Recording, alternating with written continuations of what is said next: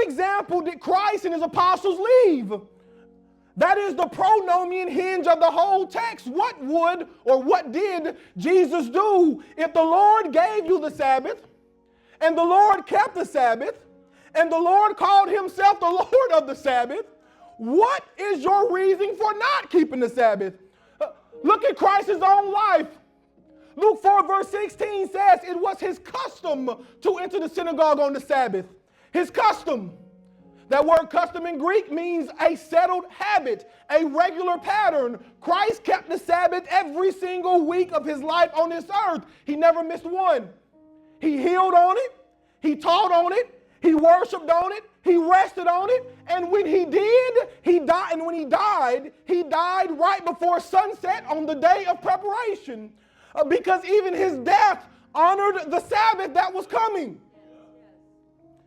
And then let's look at Paul. Paul, who supposedly came along and abolished everything. That's the story we get told. But Acts 17:2 says Paul reasoned with the Jews from the scriptures on 3 Sabbaths in Thessalonica, as was his custom, his settled habit. Same word. Paul does the same thing in Acts chapter 13, Acts chapter 16, Acts chapter 18. The man kept the Sabbath everywhere he went.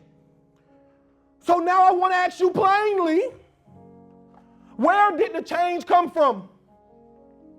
If Yeshua kept it, if the apostles kept it, if the early church kept it, where did the change come from?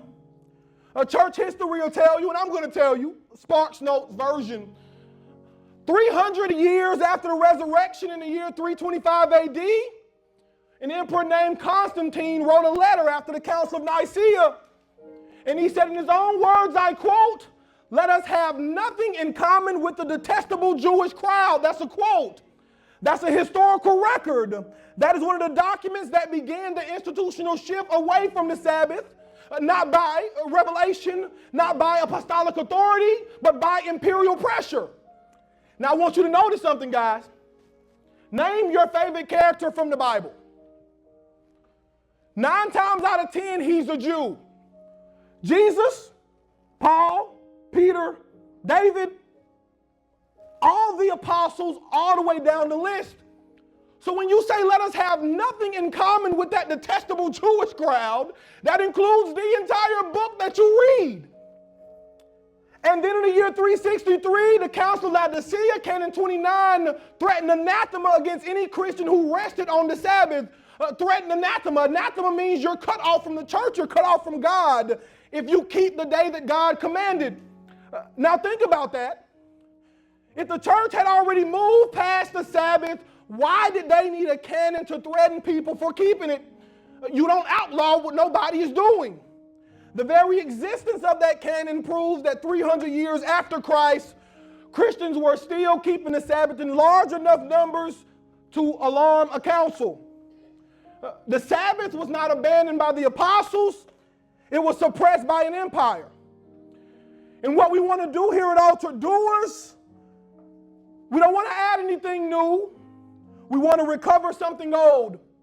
Something the Lord of the Sabbath built into creation, kept in his early life, and never, not once, nowhere in the New Testament abolished. So why should we keep it? The Lord of the Sabbath kept it. Should we? That's not a hard question. That's the easiest question in the room. The man who made you, the man who died for you, the man who rose for you, he kept the Sabbath. Now tell me again, what's your reason for not keeping it?